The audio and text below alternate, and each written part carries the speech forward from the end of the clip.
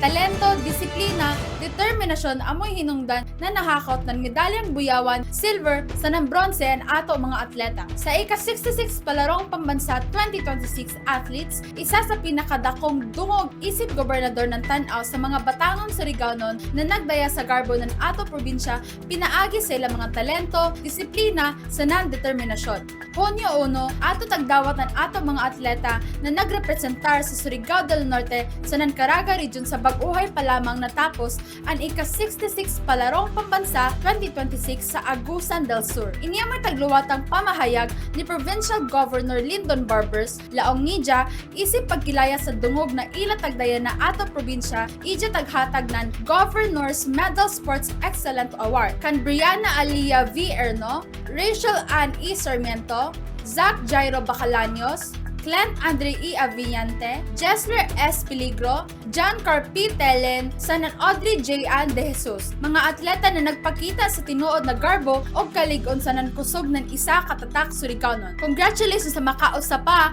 mga atleta, kamo ang inspirasyon sa nan garbo ng kada Surigaonon. Nunukad gikan diri sa Kapitolyo, ako si Jaira Angela Yelsi Gonzalez, maradyaw na adlaw natong tanan.